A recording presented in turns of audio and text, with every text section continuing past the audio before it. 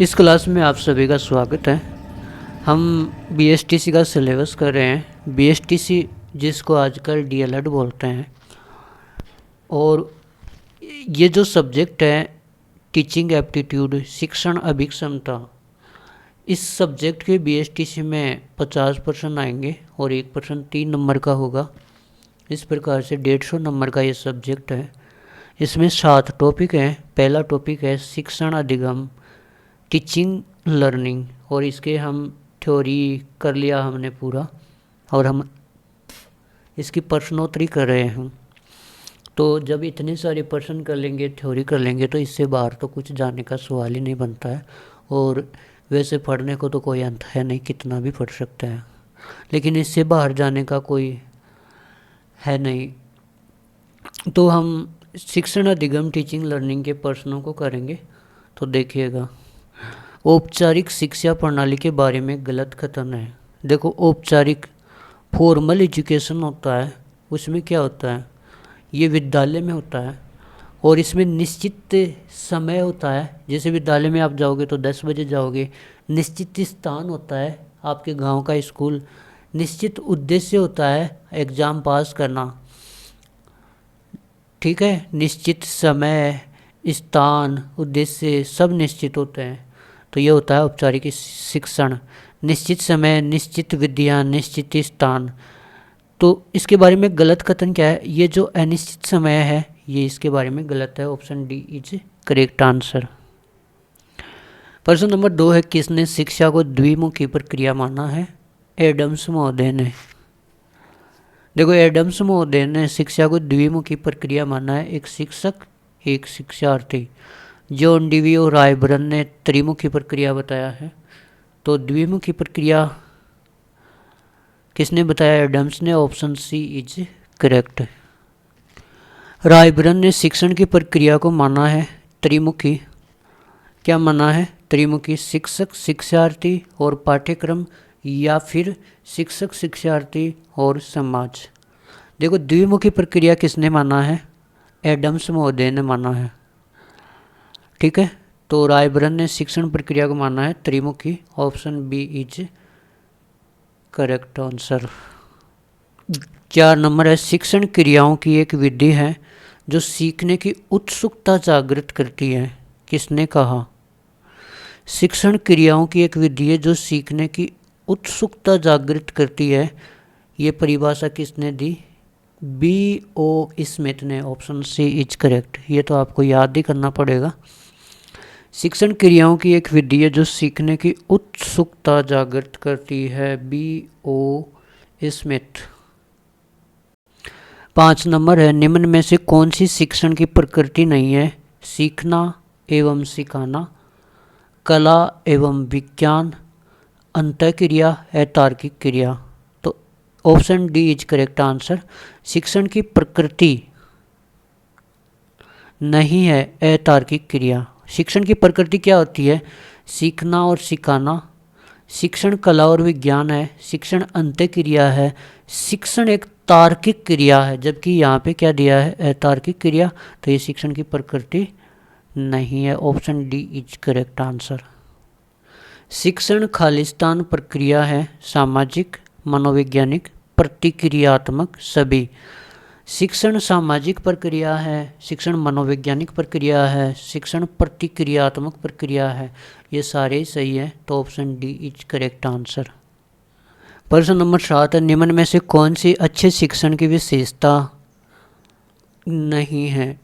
संवेगात्मक स्थिरता प्रदान करना, सृजनात्मक क्षमताओं का विकास करना, पूर्व ज्ञान पर आधारित शिक्षक को अधिकाधिक क्रियाशील बनाना। भाई, अकेला शिक्षक ही ज़्यादा क्रियाशील बन के क्या करेगा? छात्रों का ध्यान फिर कौन रखेगा? शिक्षक को अधिकाधिक क्रियाशील बनाना ये अच्छे शिक्षण की विशेषता नहीं है। अच्छे शिक्षण की विशेषता होती है बालकों का ज़्यादा ध्यान रखा जाए, संवेगात्मक स्थिरता प्रदान करना, क्रिएटिविटी क्षमताओं का विकास करना, जो पूर्व ज्ञान पर आधारित होना, शिक्षक को अधिकाधिक क्रियाशील बनाना, ये अच्छे शिक्षण की विशेषता नहीं है। Option D is correct answer. 8 number, विषय वस्तु के प्रस्तुतिकरण विषय वस्तु के प्रस्तुतिकरण का संबंध शिक्षण की किस अवस्था से होता है? शिक्षण पूर्व कार्य अवस्था, शिक्षण मध्य या अंतः क्रियावस्था, शिक्षण उपरांत उत्तर क्रियावस्था, उपयुक्त में से कोई नहीं। देखो, विषय वस्तु का जो प्रस्तुतिकरण होता है वो मध्य अवस्था में होता है। Option B is correct answer. 9 number, निम्न में से कौन सा शिक्षण का स्वतंत्र चर है? देखो, शिक्षण के 3 चर होते हैं। स्वतंत्र चर शिक्षक होता है, आश्रित चर बालक होता है और मध्यस्थ चर पाठ्यक्रम होता है। तो शिक्षण का स्वतंत्र चर पूछा है तो शिक्षक हो जाएगा। Option A is correct. Herbert की पंचपदीय प्रणाली शिक्षण के किस स्तर पर आधारित है? देखो, इस स्तर के आधार पे शिक्षण 3 प्रकार का होता है। स्मृति स्तर, अवबोध स्तर और चिंतन स्तर। स्मृति स्तर का जो शिक्षण है वो दिया था हर्बर्ट ने, अवबोध स्तर वाला मॉरिसन ने और चिंतन स्तर वाला दिया था हंट ने। तो हर्बर्ट की पंचपदी प्रणाली हर्बर्ट वाले में ही होगी, स्मृति स्तर में। Option B is correct.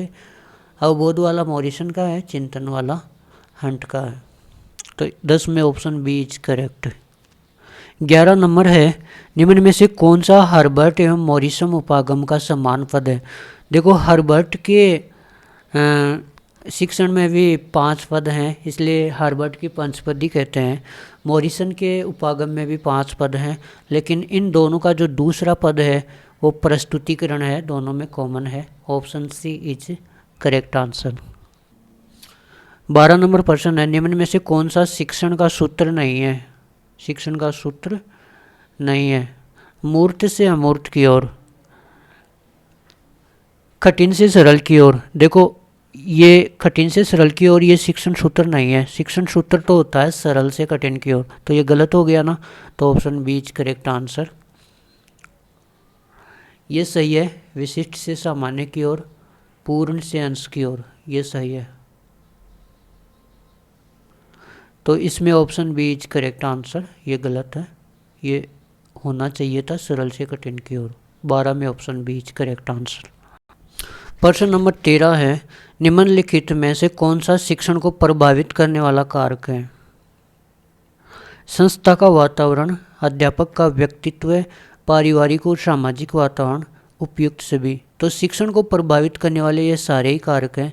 संस्था का वातावरण अगर अच्छा होगा तो भी शिक्षण प्रभावित होगा, अच्छा शिक्षण होगा। अध्यापक की पर्सनैलिटी अच्छी होगी तो भी बच्चों को अच्छा लगेगा। परिवार का वातावरण, लड़ाई झगड़े नहीं होंगे, अच्छा होगा तो भी शिक्षण अच्छा होगा। सामाजिक वातावरण अच्छा होगा, समाज में अपवाद नहीं हो, फालतू के लोग नहीं हो, तो भी शिक्षण अच्छा होता है। तो ये सारे ही हैं शिक्षण को प्रभावित करने वाले कारक। Option D is correct answer.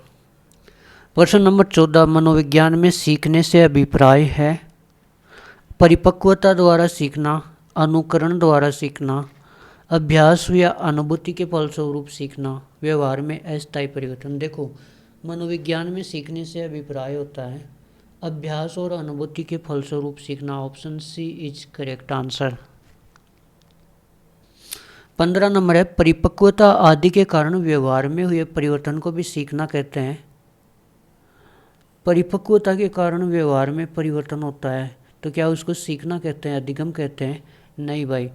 परिपक्वता बीमारी, दवाई, मादक पदार्थ, नशीले पदार्थ, शराब, थकान आदि के द्वारा अगर व्यवहार में परिवर्तन होता है तो वो कुछ समय के लिए होता है, वो अधिगम नहीं होता है, सीखना नहीं होता है। तो option B is correct answer.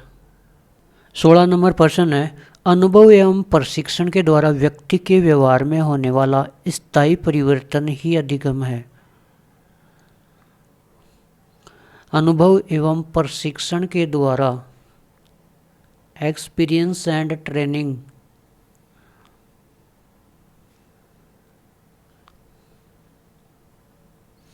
के द्वारा व्यक्ति के व्यवहार में होने वाला स्थायी परिवर्तन ही अधिगम है। ये परिभाषा किसकी है? गेट्स महोदय व अन्य की। देखो, याद कैसे रखें, अनुभव को एक्सपीरियंस बोलते हैं, प्रशिक्षण को ट्रेनिंग बोलते हैं। तो एक्सपीरियंस और ट्रेनिंग, ईट ईट से क्या बनेगा, गेट। अनुभव और प्रशिक्षण, एक्सपीरियंस एंड ट्रेनिंग, ईट गेट। एक्सपीरियंस एंड ट्रेनिंग के द्वारा व्यवहार में होने वाला स्थायी परिवर्तन अधिगम है, ये किसने कहा, गेट्स ने कहा। आपके पास कोई तरीका हो तो वैसे भी याद रख सकते हैं या फिर रट सकते हैं। 17 नंबर, निम्न में से कौन सी अधिगम की विशेषता नहीं है। यह एक सार्वभौमिक प्रक्रिया है, अधिगम अनुभवों का संगठन है, अधिगम सक्रिय प्रक्रिया है, अधिगम असतत प्रक्रिया है। तो ऑप्शन डी अधिगम की विशेषता नहीं है, तो इसका उत्तर हो जाएगा ऑप्शन डी। क्योंकि अधिगम तो एक सतत प्रक्रिया होती है, लगातार चलने वाली प्रक्रिया होती है, जबकि इसने क्या कहा, असतत प्रक्रिया, तो ये अधिगम की विशेषता नहीं है। 17 का option D is correct answer. प्रश्न नंबर 18, थॉर्नडाइक ने सीखने के कितने प्राथमिक नियम बताए। तो थॉर्नडाइक ने सीखने के 3 प्राथमिक या प्रमुख नियम बताए हैं, तत्परता का नियम, अभ्यास का नियम और प्रभाव का नियम। तत्परता के नियम को रुचि का नियम भी कहते हैं। अभ्यास के नियम में 2 भाग होते हैं, उपयोग का नियम और अनुपयोग का नियम। और प्रभाव के नियम होता है, उसी को संतोष असंतोष का नियम भी कहते हैं। और थॉर्नडाइक ने जो गौण नियम बताए थे वो 5 बताए थे। यहाँ पे क्या पूछा है, सीखने के कितने प्राथमिक या प्रमुख नियम बताए हैं, 3। Option A is correct answer. प्रश्न नंबर 19, अधिगम सिद्धांत के संदर्भ में गलत युगम का चयन कीजिएगा। सामाजिक अधिगम का सिद्धांत अल्बर्ट बांडोरा ने दिया था। प्रयास और त्रुटि का सिद्धांत थॉर्नडाइक ने दिया था। संज्ञानात्मक संस्कृति का सिद्धांत लेव वाइगोत्स्की ने दिया था। सूझ अंतर्दृष्टि और गेस्टाल्ट का सिद्धांत टोलमैन ने नहीं दिया, ये दिया था वर्दिमर कोहलर और कोपका ने। तो ऑप्शन डी गलत हो गया ना, तो गलत युगम का चयन कीजिए, D is correct answer. Tolman ने तो चिन्ह अधिगम का सिद्धांत दिया था, ठीक है ना, तो डी इज करेक्ट आंसर। आई के डेविस ने शिक्षण अधिगम व्यवस्था के कितने सोपान बताए। तो 4 सोपान बताए। आई के डेविस ने शिक्षण अधिगम व्यवस्था के 4 सोपान बताए हैं। प्रश्न नंबर 21, ये इधर विधियां दे रखी हैं और इधर प्रवर्तक दे रखे हैं, मिलान कीजिए। देखो किंडरगार्टन विधि किसने दी थी, बताइए। किंडरगार्टन विधि। खेल विधि किसने दी थी, हेनरी कोल्डवेल कुक ने। तो बी में 4 हैं, तो बी में 4 यहाँ पे है और यहाँ पे है, ये 2 ऑप्शन कट गए। प्रोजेक्ट विधि किलपैट्रिक ने दी थी, सी में 2, तो सी में 2 यहाँ पे है, यहाँ पे नहीं है, तो ये कट गया।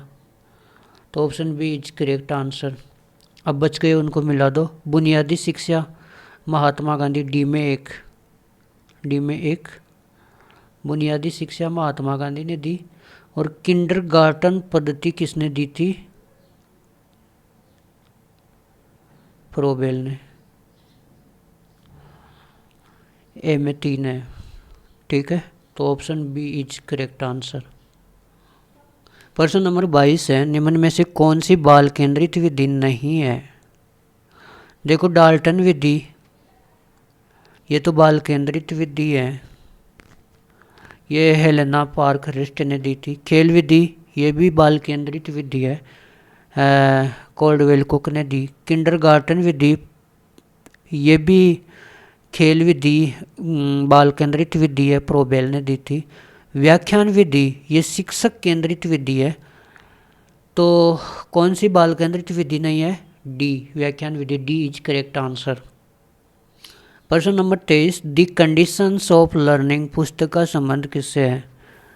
देखो ये पुस्तक किसने दी थी, रॉबर्ट गेने ने दी थी, द कंडीशन ऑफ लर्निंग पुस्तक।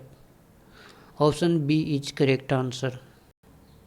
Management of teaching learning, management of teaching learning पुस्तक किसकी है, आई के डेविस की है।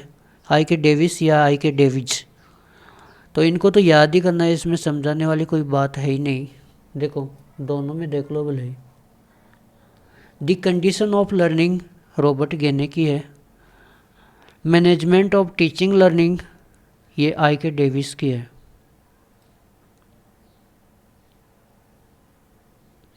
The condition of learning Robert Gagne की पुस्तक है। मैनेजमेंट ऑफ टीचिंग लर्निंग ये आई के डेविस की है। प्रश्न नंबर 25 है, थार्नडाइक द्वारा प्रतिपादित प्रयास त्रुटि का जो सिद्धांत है उसमें किस पशु के ऊपर प्रयोग किया गया था? थार्नडाइक ने बिल्ली के ऊपर प्रयोग किया गया था। Option C is correct answer. Robert Gagne की अधिगम सोपानिकी के संदर्भ में निम्न में से कौन सा सर्वश्रेष्ठ श्रेणी का अधिगम है? देखो, संकेत अधिगम है, ये तो सबसे कम श्रेष्ठ होता है। सबसे कमज़ोर श्रेणी का जो अधिगम हो वो संकेत अधिगम है, लेकिन इसने पूछा है अधिगम सोपानिकी में सर्वश्रेष्ठ श्रेणी का अधिगम कौन सा है, तो समस्या समाधान अधिगम। Option C is correct answer. शिक्षण की उच्च प्रविधियों में सम्मिलित है दल शिक्षण, टीम टीचिंग, मस्तिष्क विप्लव, ब्रेन स्टॉर्मिंग, कार्यशाला, वर्कशॉप। उपयुक्त सभी ये तीनों ही विधियाँ हैं वो शिक्षण की उच्च प्रविधियों में शामिल हैं, तो option D is correct answer. Edgar Dale का संबंध है। एडगर डेल ने शिक्षण सहायक सामग्री को व्यवस्थित करने के लिए शंकु का प्रयोग किया था, जिसे अनुभव शंकु कहते हैं। तो एडगर डेल का संबंध किससे है? अभिकर्मित अधिगम से, शिक्षण सहायक सामग्री से, अधिगम नियम से और स्मृति स्तर से। तो एडगर डेल का संबंध है शिक्षण सहायक सामग्री से, और एक ऐसे शंकु बना करके उसमें दर्शाया था, और उसमें सबसे प्रभावशाली शिक्षण सहायक सामग्री थी वो थी अपनी प्रत्यक्ष या वास्तविक शिक्षण सहायक सामग्री। जैसे कोई ओरिजिनल चीज़ दिखा के बच्चों को पढ़ाया जाता है तो उसे अच्छा समझ में आता है। और जो सबसे कमज़ोर सहायक सामग्री इसने बताई थी वो थी मौखिक। बोल करके अगर किसी बात को बच्चों को बताते हैं तो बच्चों को कम समझ में आता है, जबकि ओरिजिनल चीज़ दिखा करके फिर उसके बारे में बताया जाता है तो ज़्यादा समझ में आता है। तो एडगर डेल का संबंध है शिक्षण सहायक सामग्री से। अभिकर्मित अधिगम की विशेषता नहीं है। बड़े बड़े पद, तत्काल प्रतिपुष्टि मतलब तुरंत फीडबैक देना, स्वगति, सेल्फ स्पीड, स्वमूल्यांकन, सेल्फ इवेल्यूशन। तो देखो, अभिकर्मित अधिगम में जो भी विषय वस्तु होती है, कंटेंट होता है, उसको टॉपिक को छोटे छोटे पदों में तोड़ा जाता है और फिर एक एक पद को हल किया जाता है, और वैसे वैसे बालक आगे बढ़ता है, उसको फीडबैक प्रतिपुष्टि मिलती जाती है और वह अपनी गति से आगे बढ़ता है, स्व गति से अधिगम करता है, और उसको खुद का मूल्यांकन भी हो जाता है कि सही होता है तो रिजल्ट दिखाता है, सही नहीं होता है तो उसे दोबारा करवाता है अभिकर्मित अनुदेशन में।